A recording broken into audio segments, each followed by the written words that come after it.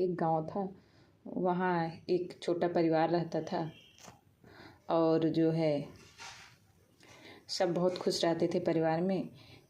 उस परिवार में एक सास ससुर थे और एक लड़की थी, मतलब बहू थी उस घर की। उसका पति रहता था, नंद रहती थी। सब लोग उस लड़की से इसलिए बहुत खुश रहते थे कि वो लड़की जैसे सुबह उठना, नहाना धोना उस घर की बहू थी। जैसे एक बहू को रहना चाहिए वैसे रहती थी। सास बहुत खुश रहती थी, मतलब इतना पूजा पाठ देख के कि हमारी बहू कितनी अच्छी है, पूजा पाठ करती है, हर एक चीज़ करती है। हर बृहस्पतिवार को सास सुहागिन बुला के दुर्दुरिया करवाती थी, अवसान माता को याद करती थी। सास भी बहुत खुश रहती थी। सास हमेशा अगल बगल कहीं भी जाए अपने बहू की तारीफ ही करती रहती थी कि हमारी बहू ऐसे, हमारी बहू ऐसे। भाई सब सुनते भी थे। ऐसे ऐसे होता गया। शादी के 7-8 साल बीत गए। इसके बाद सास एक दिन गई घर के बगल, कहने लगी कि बताओ इतना ठंडक में हमारी बहू 4 बजे उठ जाती है, नहाती है, धोती है, पूजा पाठ करती है। मतलब हम लोग के उठते उठते बहू का सारा काम हो जाता है। फिर हम लोग को चाय नाश्ता पानी देती है। हमारी बहू बहुत अच्छी, भगवान ऐसा बहू किसी को सबको दे। तो एक लोग बगल में थी जिससे ये सारी बातें कह रही थी, वो कह रही है भगवान ऐसी बहू किसी को ना दे। अरे शादी कितने साल हो गए, अभी तक उनको बच्चा ना हुआ ना कुछ हुआ, बताइए इस बाझन का मुँह कौन देखे। तो सास को थोड़ा ख़राब लगा, कहीं अरे होगा, इतना पूजा पाठ करती है, कहाँ नहीं होगा, होगा बच्चा, आज नहीं तो 2 दिन बाद होगा।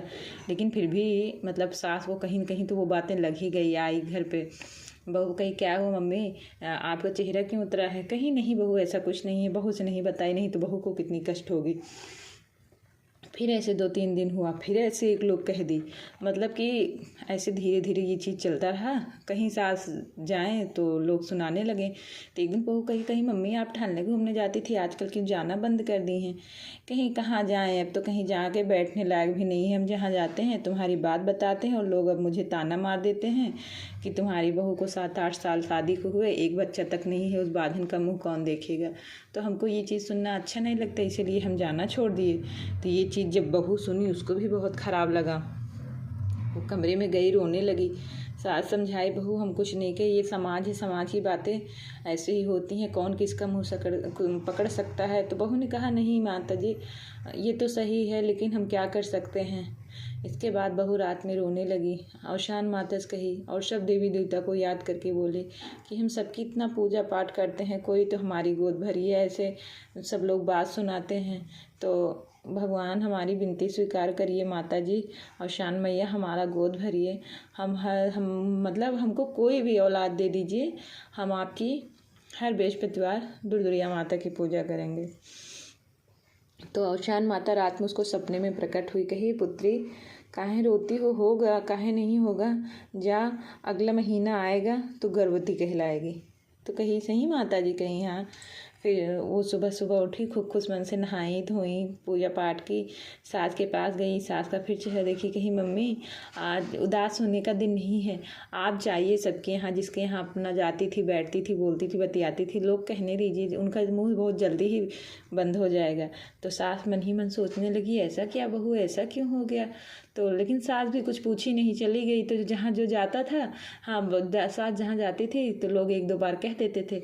सास कहती थी सुनाइए कुछ दिन बाद हमारा दिन बदल जाएगा, सुनाइए कुछ दिन बाद हमारा दिन बदल जाएगा। सब लोग कहे मतलब, तो सब लोग कहते थे इसका मतलब कुछ होने वाला है क्या, इनकी बहू को छुपा रही हैं। कहीं अभी तक तो नहीं है, लेकिन हमारी बहू को माता रानी जल्दी ही देंगी। सब लोग कहते थे 7 साल तो हो गए, जल्दी कहाँ हुआ, इतना पूजा पाठ करती थी। कहीं नहीं, हमारी बहू कही है माता जी जो होगा जल्दी होगा। भाई सब लोग, कोई हंस रहा है, कोई कह रहा है कि बुढ़ापा में इनका दिमाग ही कम हो गया है। फिर 1 महीना बाद पता चला कि बहू गर्भवती है। सास खूब खुश हुई, बहू भी खूब खुश हुई। इसके बाद उनके यहाँ 9वें महीना में चंद्रमा के समान एक पुत्र प्राप्त हुआ। सब बहुत खुश हुए, गाजा बाजा बजा, भाई सब डांस कर रहे हैं, ढोल मजीरा आया है, नाच कूद रहे हैं कि भाई बच्चा हुआ है, बच्चा हुआ है। और मतलब बहू भी बहुत खुश हुई, पूरा घर परिवार बहुत खुश हुआ।